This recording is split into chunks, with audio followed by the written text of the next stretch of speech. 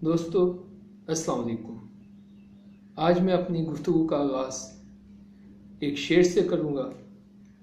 احمد ندیم قاسمی نے کہا تھا، تنہائی میں سوچتا ہوں تو لرز جاتا ہوں ندیم، ہم نے لمحات خریدے ہیں زمانے دے کر۔ پاکستان کی تاریخ پہ نظر ڈالا جائے تو ہمیں اس شعر کی معنویت ہر قدم پر آشکار ہوتی ہے۔ ہمیں یوں لگتا ہے کہ ہماری حکومتوں نے اس شعر کو اپنی پالیسی بنایا ہوا ہے۔ ہم نے زمانے نہیں عہد دے دیے، اور لمحوں کے عوض نہیں ثانیوں کے عوض ہم نے چھوٹے چھوٹے مفادات، ذاتی مفادات، اپنی ذاتی خواہشات، ان کے آگے اس ملک کو، اس کے لوگوں کو، اس میں بسنے والوں کو، ان کے مفادات کو ایسی ضرب پہنچائی کہ شاید ندیم قاسمی آج زندہ ہوتے تو بڑے بڑے المیہ شعروں کی صورت میں ڈھال دیتے۔ پاکستان 14 اگست 1947 کو بنا، اور اس کے آئین سازی کی تاریخ کے دوران ہم دیکھتے ہیں کہ پہلا آئین بنا تو اس کو 2 سال بعد لپیٹ دیا گیا۔ اس کے بعد ایک ایسا آئین مسلط کیا گیا جو نہ جمہوری تھا نہ صدارتی تھا، صرف اور صرف ایک شخص کی ذاتی خواہشات کا آئینہ دار تھا۔ اور اس سے اگلا آئین جب بنا تو اس سے پہلے پاکستان 2 ٹکڑے ہو چکا تھا۔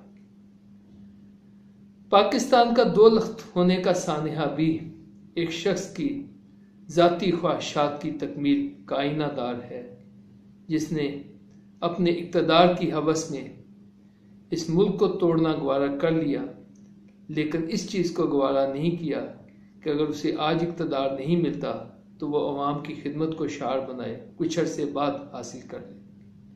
یہ بات میں پھر کبھی کروں گا، فی الحال میں آئین کی طرف آتا ہوں۔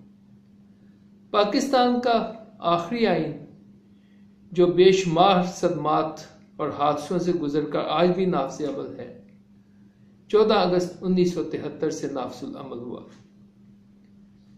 اس آئین کی شق 251 میں اردو کو پاکستان کی سرکاری اور قومی زبان قرار دے دیا گیا۔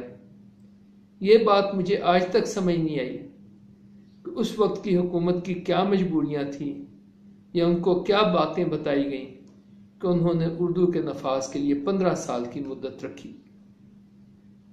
یہ مدت ایسی مدت ہے جس کا کوئی جواز، کوئی توجیہ ہی نہیں ہے۔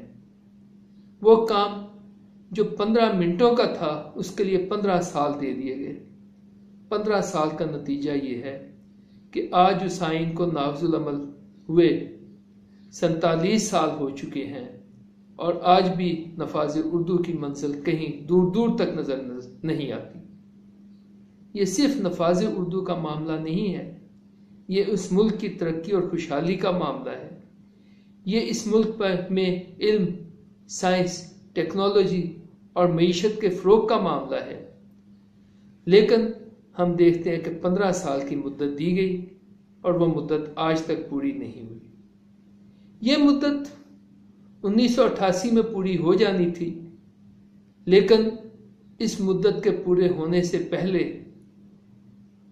ایک غیر معینہ مدت، بعض لوگ 10 سال کہتے ہیں، نفاذ اردو کے معاملے کو مؤخر کر دیا گیا، اور پھر اس کے بعد یہ آج تک نافذ نہیں ہو سکی۔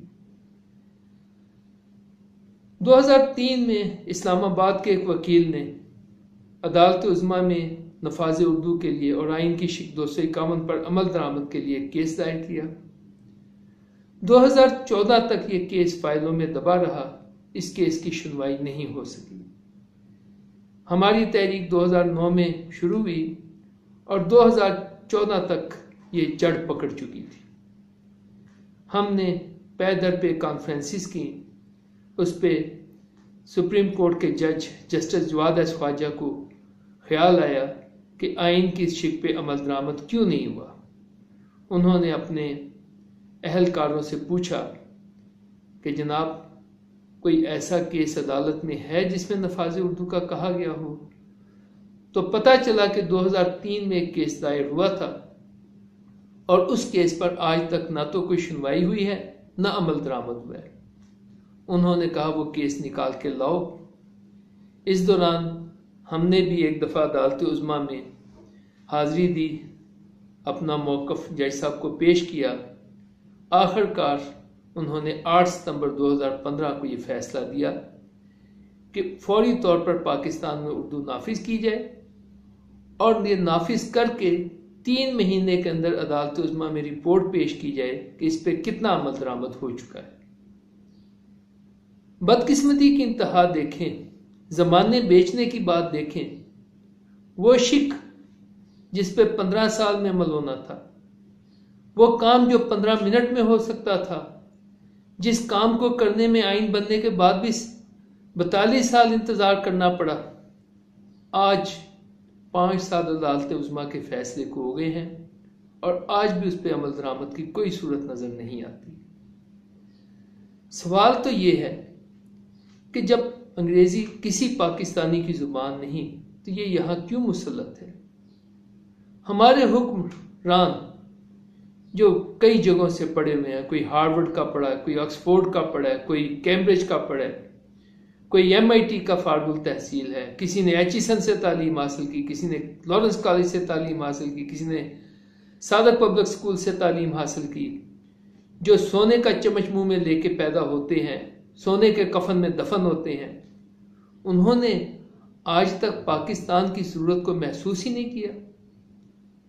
میں سوچتا ہوں کہ پاکستان کا نصیب کیسا ہے؟ وہ ملک جو عوام کی رائے سے بنا، ایک جمہوری اصول کے مطابق بنا، اس ملک سے جمہوریت روٹھی رہی۔ وہ ملک جو اسلام اور اردو کے نام پہ بنا، اس میں آج تک نفاذ اسلام کی صورت پیدا نہ ہو سکی۔ وہ ملک جو اردو کے نام پہ بنا، جس کی تحریک میں سب نعرے، سب تقریریں، سب وعدے اردو میں تھیں، اور قائد اعظم نے خود کہا تھا کہ اس ملک میں صرف ایک زبان نافذ ہوگی اور اردو ہوگی، اس پہ آج تک اردو کی عملداری کی صورت نظر نہیں آ رہی۔ ہمیں سوچنا ہے کہ ہم نے زمانے بیچنے کا کام کب ختم کرنا ہے، ہم نے اس ملک کو حقیقی معنوں میں آزاد کب کرنا ہے۔